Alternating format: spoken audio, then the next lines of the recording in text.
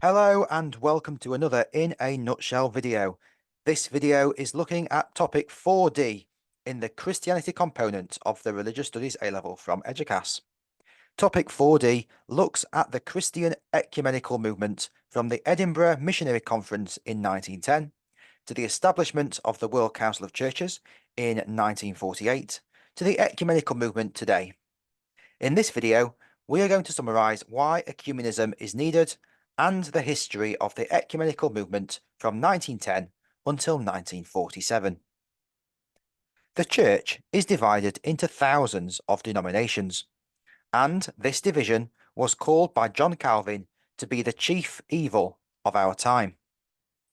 The ecumenical movement searches for Christian unity, and Jesus himself said that I ask that they may be one. Even in the early church, Christians worked together to overcome obstacles, and St. Paul wrote, urging Christians to be united. Unity does not mean uniformity, however. Differences and diversity can be celebrated. In fact, there are 4 Gospels in the Bible which shows this in action. In 1910, it is thought that the ecumenical movement began at the Edinburgh World Missionary Conference.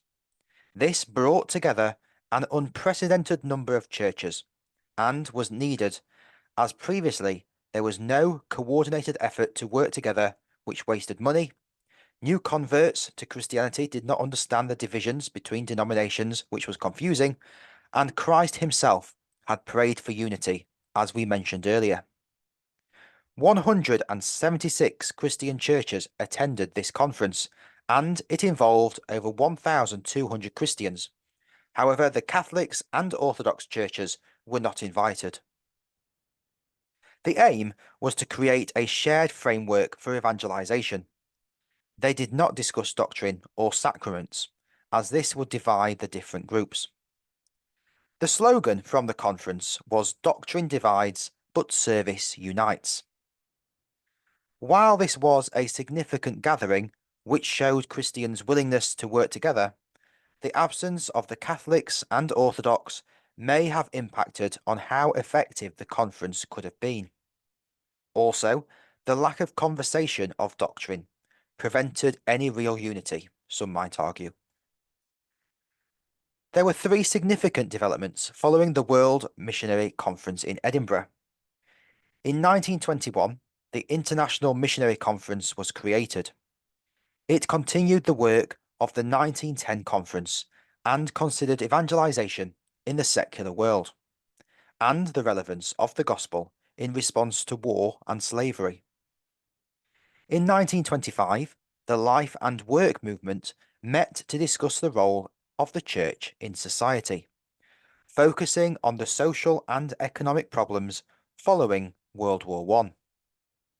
Then, in 1927, the Faith and Order movement met to consider matters of doctrine. For these meetings, the Orthodox Church were welcomed as observers, but still the Catholic Church was excluded. One of the most significant mergers of churches was in 1947, when the Church of South India united several denominations, including Anglicans, Methodists, and Lutherans, all into one church.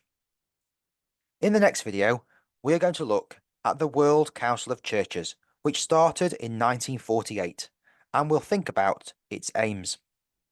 Thanks for watching, and make sure you like and subscribe down below.